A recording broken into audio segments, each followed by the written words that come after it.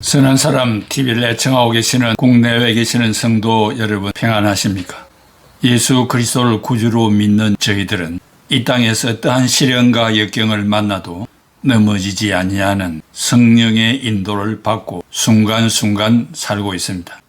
예수 그리스도께서 모든 사람을 위해 삼위일체께 충분한 속전으로 자기 자신을 다 바쳐서나 속전의 효과에 있어서는 오로지 택자만을 위한 것이었기 때문에 택한 백성 외에는 그 속전의 은혜를 덧입을 수가 없습니다.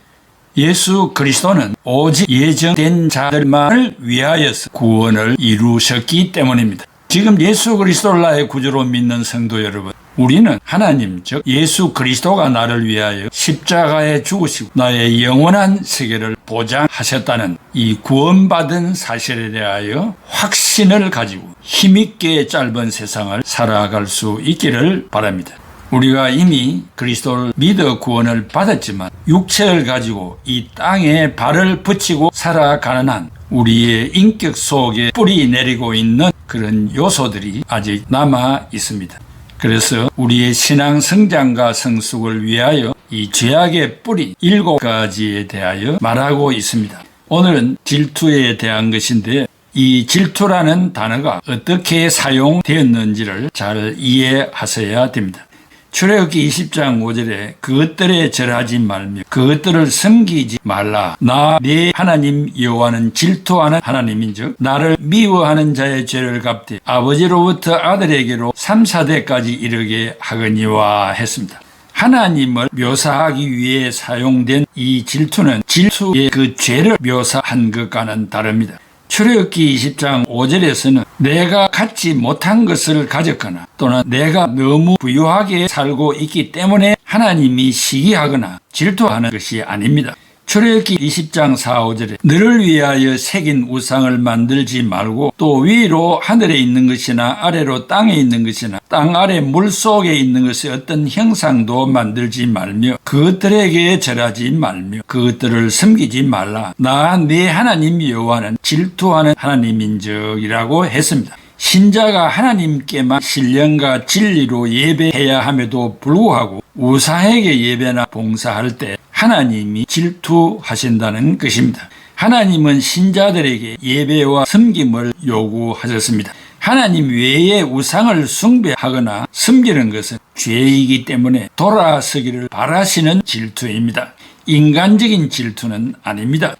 하나님의 질투는 정의와 진리와 순리를 벗어나는 행위를 할 때 나타나는 산물입니다. 예배와 섬김과 충성은 하나님께 속한 것이므로 오직 하나님께만 드려져야 합니다. 하나의 예를 들면 신자라고 초월된 삶을 살 수 없을 것입니다. 가까운 사람이 형통한 생활을 할 때 은근히 질투심이 유발할 것입니다. 바로 이때 이를 악물고 사탄의 계교를 물리쳐야 합니다. 여기서 실패하면 질투의 반복이 계속됩니다. 하나님의 질투는 인간이 가지는 질투가 아닙니다. 예배, 찬양, 영광, 경배는 하나님께 속한 것이기 때문에 하나님에게만 드려야 합니다. 그런데 하나님께만 드려야 할 예배, 찬양, 영광 또는 경배를 우상에게 바칠 때 거룩한 질투를 하게 되는 것은 정당한 것입니다. 사도 바울이 말하기를 고린도서 11장 2절에 내가 거룩한 질투로 너희를 질투하노라. 현대인의 성경에는 그렇게 번역을 했습니다. 시편 4편 2절에 인생들아 어느 때까지 나의 영광을 바꾸어 욕되게 하며 헛된 일을 좋아하고 거짓을 구하려는가 셀라 했습니다. 마지막 황제라는 영화 OST로 아카데미 역사상 아시아인으로 최초로 아카데미 음악상을 받았던 음악의 거장 일본인 사카모토 류이치, 그가 암으로 항암 치료로 지난 3월 28일 소천했다는 소식이 전해지면서 세계 팬들이 그를 추모하고 있습니다. 그는 평소 환경보호 운동에 앞장섰습니다. 또한 다른 나라가 일본 영토를 침범하지 않는 한 전쟁을 할 수 없다는 평화헌법 제9조를 폐기하고자 하는 일본 극우 세력에 맞서 평화를 외쳐온 평화수호자이기도 합니다. 그는 지난 2017년 영화 남한산성의 음악 감독을 맡았으며 일본 정부는 위안부 문제를 진심으로 사과해야 한다고 주장했던 양심적인 일본인이자 음악인으로 우리에게 친숙한 사람입니다.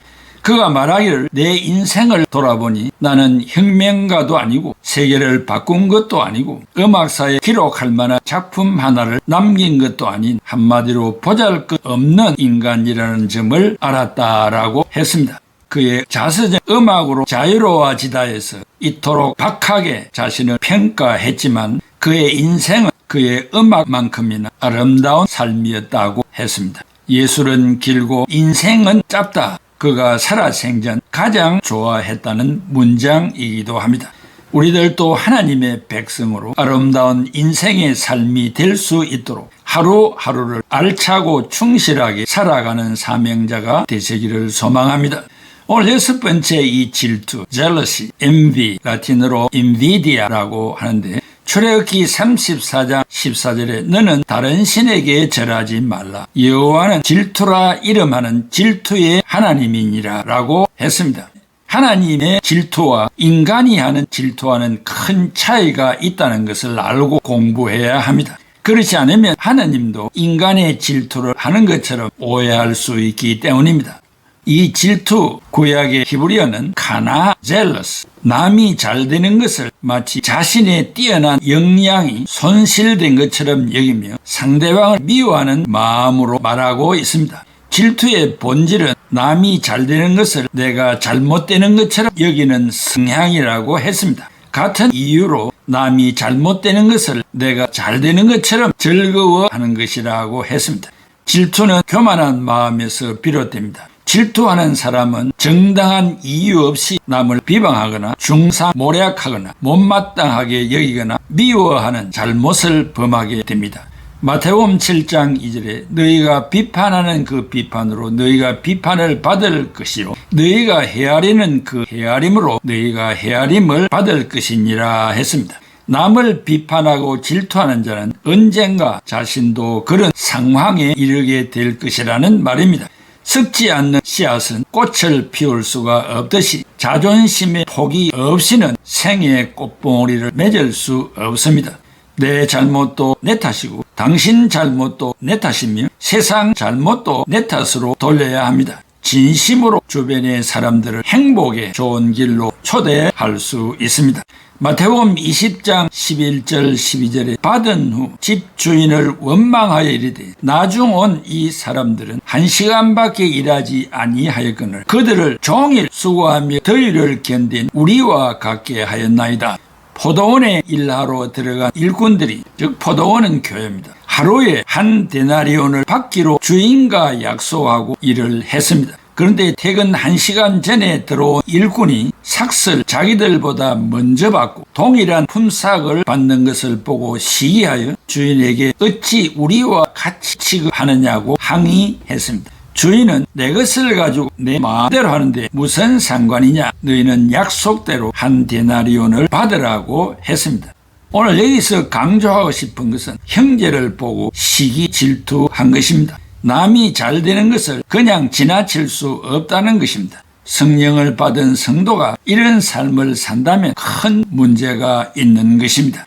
교회 안의 중직자들 심지어 동력자들 가운데도 시기와 질투로 분쟁이 일어나고 떠나는 경우가 많습니다. 성령의 조명으로 살아가는 자들에게 시기와 질투가 존재한다는 사실입니다. 어떤 목사가 심무하는 교회는 역사와 전통이 있는 교회였습니다. 개척한 이웃교회가 더 부흥해서 얼마나 배가 아픈지 견딜 수가 없었다고 했습니다. 기도가 되지 않고 그 교회가 망하기를 은근히 바랬다고 했습니다. 어느 날 자신의 악함을 발견하고 회개했습니다. 그 이후 마음이 평안해지고 기도도 잘 되어 그 교회가 날로 부흥되기를 기도하였더니 자기 교회도 부흥되었다고 했습니다. 창세기 30장 1절에 라헬이 자기가 야곱에게서 아들을 낳지 못함을 보고 그의 언니를 시기하여 야곱에게 이르되 내게 자식을 낳게 하라. 그렇지 아니하면 내가 죽겠노라. 성도 여러분, 날마다 거룩한 이들의 얼굴을 찾아 그들의 말에 의지하도록 하고 분열을 일으키지 말고 다투는 자들을 화목시키고 올바르게 심판하며 꾸짖을 때에 상대방의 얼굴을 고려하지 말고 매사에 시기와 질투가 없는 깨끗한 삶을 사시는 성도가 되시기를 기원합니다. 사랑하는 애청자 여러분, 이 질투라고 하는 것 우리의 눈에 보이지는 않지만은 늘 우리의 마음에 잠재하고 있습니다. 하나님이 인간이 가지는 질투를 하시는 하나님은 아니라는 사실을 분명히 아시기를 바라고, 인간은 죄성을 가지기 때문에 할 수 없는 죄인들입니다. 그러나 그러한 순간이 올 때 하나님 앞에 기도하여 그 마음의 뿌리를 뽑아버리시기를 바랍니다. 결단코 우리는 시기심을 가지고 살아야 할 성도가 아니기 때문입니다. 우리의 마음속에 뿌리 내리고 있는 이 질투, 오늘 이 순간에 뿌리 뽑아 불태우시고 하나님의 거룩한 말씀과 성령의 인도를 받는 여러분 되시기를 기원합니다. 기도하겠습니다. 고마우신 아버지 하나님, 은혜와 사랑을 감사합니다. 이 죄인들의 거룩한 구원을 성취하시고 우리를 택한 백성으로 인쳐주셔서 이 짤막한 세상을 살아갈 때 형제를 질투하는 마음 없이 성령의 인도를 받아 깨끗한 마음으로 용서하고 사랑하고 품으면서 살아가기를 바라시는 하나님의 의도를 잘 이해하고 인정받는 우리 애청자들이 다 되게 하여 주시옵소서. 예수 그리스도의 이름으로 기도하옵나이다. 아멘.